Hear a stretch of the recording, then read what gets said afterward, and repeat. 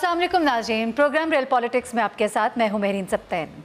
क्या मुस्लिम लीग नून टूट जाएगी? तो जवाब है इसका हाँ, मुस्लिम लीग नून टूट जाएगी। सबूत है इसका कल परवेज़ रशीद और चौधरी निसार के दरमियान होने वाली नोक-झोंक, और उसके अलावा शहबाज शरीफ साहब का वज़ीराबाद का जो जलसा है उसका मनसूख हो जाना। अब मेरी बात को ज़रा गौर से सुनिएगा। बात कुछ यूँ है, आपको याद होगा जब वज़ीर-ए-आज़म थे मियां नवाज शरीफ साहब, उसके बाद जब वो नाअहल हो गए, उसके बाद उन्होंने एक रैली निकाली। ये रैली जो है ये एक एंटी स्टेट इंस्टीट्यूट रैली थी। ये रैली जिस अंदाज में निकली और जो इसका अंदाज था, कहा जा रहा था कि मियां नवाज शरीफ साहब का अंदाज नहीं है। तो आपको याद होगा कि मियां साहब की गाड़ी के पीछे यानी कि पिछली सीट पर परवेज़ रशीद साहब होते थे।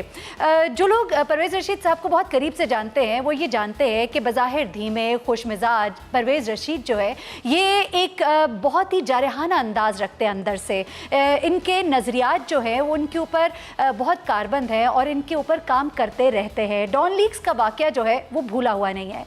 बातें तो बहुत सी करनी थी, लेकिन आज चूँकि हमारे प्रोग्राम का वक्त जो है वो बिलावल भुट्टो ज़रदारी की तकरीर की वजह से काफ़ी कम रह गया। बहुत सी बातें बतानी है, कौन किस बात के पीछे है। आपकी तमाम स्ट्रैटेजी के पीछे ये भी कहा जा रहा है कि परवेज़ रशीद साहब है, डॉन लीक्स के पीछे परवेज़ रशीद साहब थे, और कल के जारहाना अटैक के पीछे कहा जा रहा है कि मियां नवाज शरीफ साहब हैं। अब भला मियां नवाज शरीफ साहब चौधरी निसार के ऊपर क्यों चाहेंगे कि इस तरह के जुमले परवेज़ रशीद बोले? तो हम आपको ये भी बताते चले कि मियां नवाज शरीफ साहब को ये बड़ी नाराज़गी है कि क्यों हाथ झड़का चौधरी निसार ने, क्यों नाराज़ हुए, क्यों एतराज़ात करते हैं। ये तमाम बातें अपनी जगह।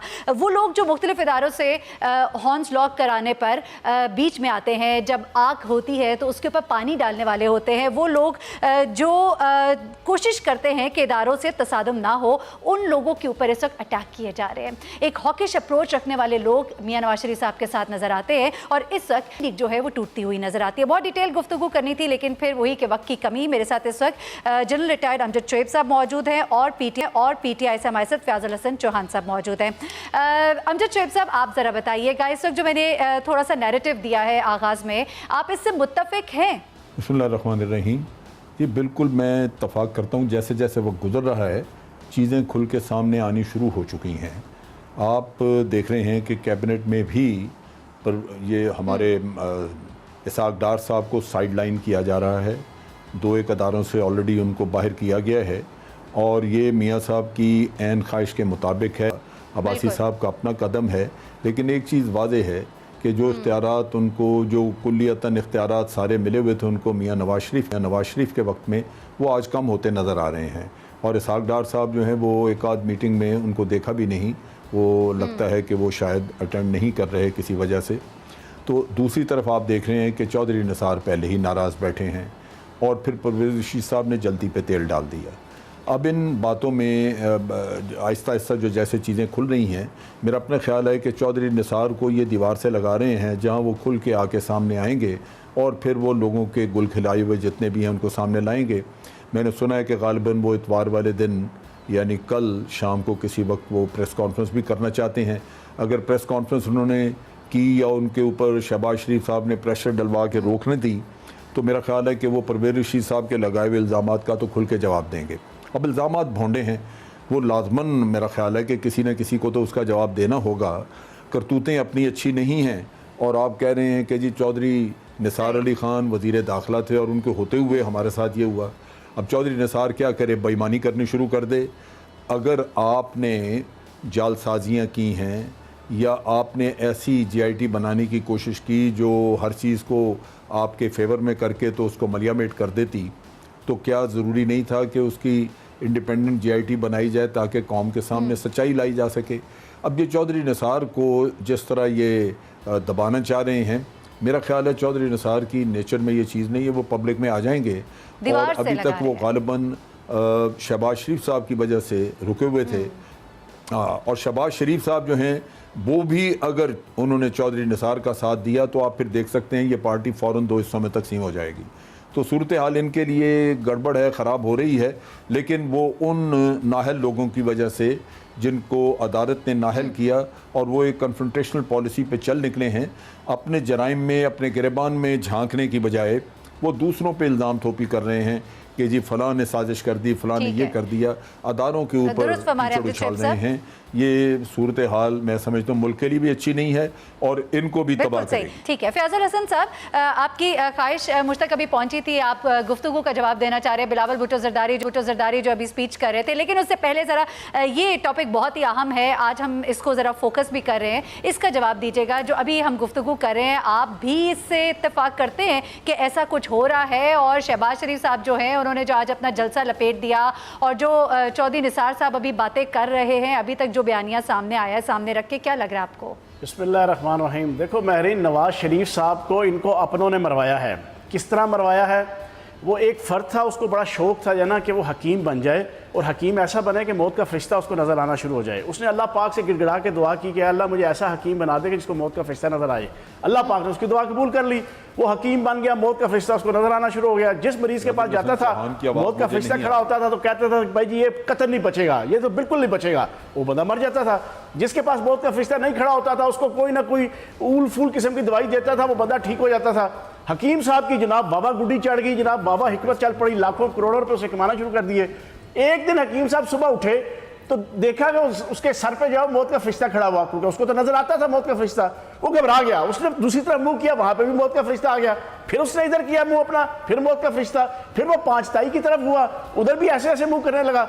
उसके घर वाले समझे शायद बुजुर्ग जो है वो पागल हो गया है। उन्होंने उसको रस्सी से बांध के ना चारपाई पे एक अच्छी तरह बांध दिया।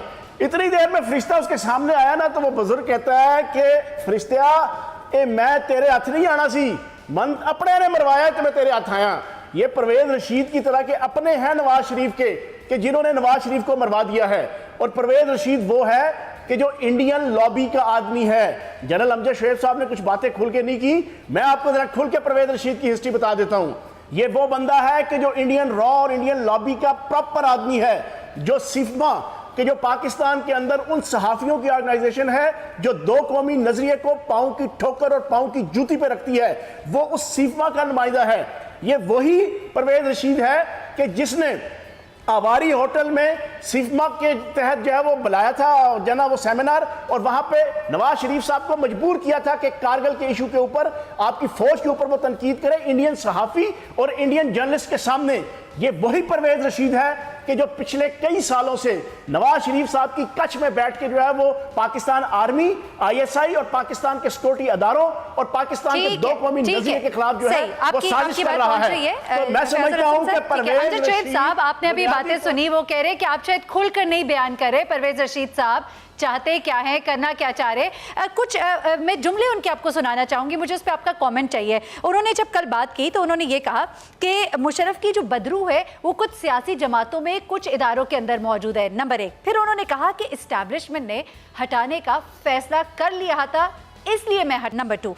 नंबर 3 वो ये भी कहते हैं कि जो कुछ भी ये सारा कुछ हुआ है ये सारा एक्चुअली एक ख़ास सोच थी किसी की, यानी कि उन्होंने इस्टेब्लिशमेंट की तरफ इस चीज़ को फोकस किया। थोड़ा इसको एक्सप्लेन कर दीजिएगा। और ख़ासतौर पे अयाज सादिक साहब के हवाले से अभी जो बात सामने आ रही है, रेफरेंस फाइल करने जा रहे हैं खोसा साहब के हवाले से कि क्यों उनको कहा कि वो मियाँ साहब के वफादार है, ये बहुत ही फ्रंट पे अब नहीं आ गए? आपको लग रहा इदारों के हवाले से, फ़ौज के हवाले से, अदालत के हवाले से हर तरफ से अटैक इस वक्त किया जा रहा है। अटैकिंग स्ट्रैटेजी इनकी ये क्या रहे हैं? कोई सियासी शहादत चाह रहे हैं या कोई हॉर्न्स लॉक करना चाह रहे हैं, या रैली में लोगों का उन्होंने कोई ऐसी ताकत और हजूम देख लिया कि अब वो कह रहे हैं अब किसी की नहीं माननी, अब इदारों के सामने खड़े हो जाना है? देखिए परवेज रशीद साहब जो कुछ कह रहे हैं ये अल्लाह का शुक्र अदा नहीं करते। डॉन लीक्स में इनके ऊपर इल्ज़ाम था और डॉन लीक्स की इंक्वायरी आर्मी ने प्राइम मिनिस्टर की लाज रखते हुए उनके हवाले की, जो कि अमूमन होता नहीं है। आप कभी भी जहाँ पे जुर्म हुआ है, जिसने किया है, जिनके ऊपर शक हो, आप उनको तो नहीं कहते कि जी आप इंक्वायरी करें। सिक्योरिटी की इंक्वायरी थी, ISI इंक्वायरी करती और ये लोग जो हैं ये सारे इनकी इंटेरोगेशन हुई होती और ये सज़ाएं काट रहे होते। लेकिन ये सिस्टम को चलाने के लिए आर्मी ने कहा कि जी हम ये काम नहीं करते जिससे कि सिस्टम की बसात लपेटी जाए, बेहतर ये है कि प्राइम मिनिस्टर ख़ुद करें। और ख़ुद इंक्वायरी में उन्होंने ये सवाल जवाब ही नहीं दिए, डॉन लीक्स के इन सवालों का जवाब नहीं आया कि इसका ओरिजिनेटर कौन था इस खबर का और फिर उसका मकसद क्या था। अगर आर्मी इंसिस्ट करती तो ये चीज़ें सामने लाने के लिए इंक्वायरी को आगे चलाया जा सकता था। बहरहाल परवेज रशीद साहब पे इंक्वायरी ने इल्ज़ाम डलवाया। अगर ये इतने मासूम हैं तो इनकी हुकूमत है ये इंक्वायरी को छपवा दें, पब्लिक में दे दें, मीडिया के हवाले कर दें, इंक्वायरी सारी बातें सामने आ जाएंगी कि इंक्वायरी ने इनके ऊपर इल्ज़ाम रखा या नहीं। तो ये एक किस तरह की शर्मनाक सूरत हाल है जहां मुजरिम खुद, यानी वो चोर मचाए शोर वाला किस्सा हो गया है कि खुद काम किए सारे और फिर अपने ऊपर वो शोर भी मचा रहे हैं कि जी हमारे साथ ज्यादती हो गई। अब रही बात ये कि जो अभी आगे ये सूरत हाल पैदा करना चाहते हैं, जैसे जस्टिस खोसे वाला किस्सा, अब ये कौन नहीं जानता कि हमारे जो स्पीकर हैं उनका थ्रू आउट कॉन्डक्ट जो है वो पार्टीजन रहा है, वो पार्टी के मफादात के मुताबिक चलते नहीं हैं, खा वो लोगों के इस्तीफे मंजूर करने थे या नहीं करने थे, यहाँ तक कि ये अपने पार्टी के लिए, पार्टी के लोगों के लिए कन्वेंसिंग तक करते नहीं इलेक्शंस में। जब ये आपका रवैया होगा, और फिर रेफरेंस भी इन्होंने रोके रखा, जब आपका ये रवैया होगा तो आप तो आम आदमी की नज़र में एक पार्टीजन हैं, आम आदमी की नज़र में आप जानिबदार स्पीकर हैं, आप वो हैसियत खो चुके हैं जो गैर जानिबदार स्पीकर के लिए होनी चाहिए और जिसकी तवक्को होती है। तो आप एक जज साहब के ऊपर इल्ज़ाम लगा रहे हैं, क्या वो इन चीज़ों को नहीं देख रही यहाँ बैठ के? और उन्होंने तो फैसला किया, सारा केस सुना, उनको पता है कि ये रेफरेंस नहीं भेजा। पीटीआई की बड़ी रिजर्वेशंस थी इस हवाले से। जी जी जी, अमजद शोएब साहब, फयाजुल हसन साहब का भी हम जरा पॉइंट ऑफ व्यू लेते हैं, क्योंकि पीटीआई की बड़ी रिजर्वेशन थी। जब इनका तो भेज दिया जाता है रेफरेंस सिलेक्शन कमीशन में, लेकिन जी। नहीं बात की जाती है मियां नवाज शरीफ साहब के हवाले से, और उसी का जिक्र किया था जस्टिस खोसा साहब ने। जी बताइएगा फयाजुल हसन, अभी इमरान खान साहब का मैं लेटेस्ट सुन रही थी, वो ये कह रहे थे कि तब तो याद नहीं आया जब हमारा रेफरेंस भेज दिया गया, अपनी बारी में आपको सब बात याद आ जाती है। आपको नहीं लग रहा कि अब तो इंसाफ हुआ था, बोल दिया खोसा साहब ने, बता दिया भाई आप किसके वफादार है, तो नहीं आपके वफादार मियां नवाज शरीफ साहब के? फयाजुल हसन साहब। महरीन, मैं एक खबर आपके प्रोग्राम में ब्रेक कर दूं। ये जो डॉन लीक्स के हवाले से परवेज़ रशीद साहब की, जिनको मैं अक्सर कहता हूं कि ये वो ठंडी मशीन है जो हवा गर्म देती है ना, जब भी आप देखेंगे ठंडे ठंडे मुंह से जो ना ये इंतहाई नफरत अंगेज गर्म हवाएं मुंह से निकालते रहे हैं। ये कहते हैं ना डॉन लीक्स में हमारे साथ ये हो गया वो हो गया।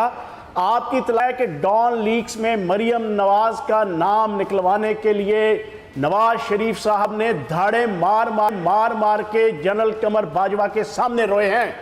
ये मैं आपको ऑथेंटिक खबर दे रहा हूं।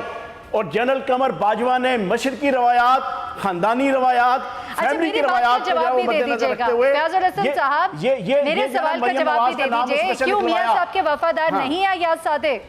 सर आप वफादार की बात करते हैं, मैं तो कहता हूं कि वो उनके पपेट्स हैं। जी जी, अयाज सादिक साहब तो उनके पपेट्स हैं। मैं बता रहा हूं ना कि अयाज सादिक साहब ने तो स्पीकर जितने गुजरे हैं ना आज तक पाकिस्तान की 70 साल की क्या है, मकसद क्या है? अयाज सादिक साहब इतना जो फ्रंट पे अब आ गए हैं, आपको नजर आ रहा है कोई जबरदस्त तसादुम होएगा, कुछ चाह रहे हैं ये लोग?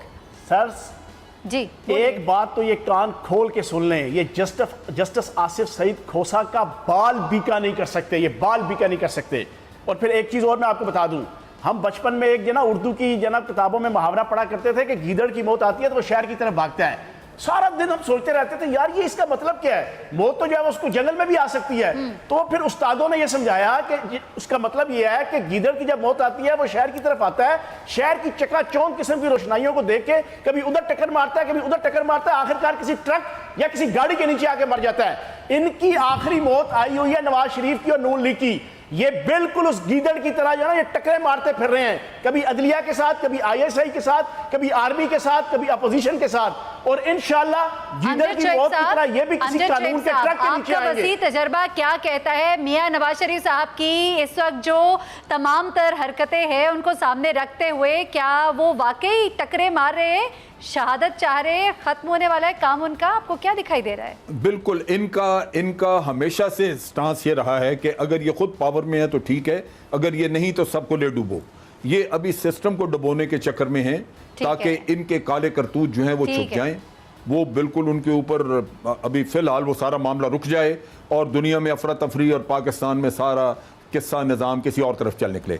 लेकिन ये होगा नहीं, इंशाल्लाह जमहूरियत भी चलेगी और इनको सजाएं भी होंगी। ठीक है, मैं नहीं तो कुछ नहीं। अमजद शोएब साहब माजरत के साथ प्रोग्राम हो गया।